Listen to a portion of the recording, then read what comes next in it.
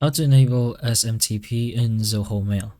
So usually this is automatic and you're gonna have to enable this manually. So some apps do not save sent emails to your Zoho sent folder, but you can optionally turn it on this way. So you're gonna have to go into your settings once you've logged into Zoho Mail. So it's found over here in the top right. So in your settings, you will be able to find an option here once you scroll down a bit, which is the mail accounts. So here, once you press on mail accounts, you will be able to see the SMTP option. So again, by default, it can be disabled. So just go ahead and turn it on by pressing on this empty box. And once you do, just go ahead and press on save. So that way you will be able to enable your SMTP in Zoho Mail.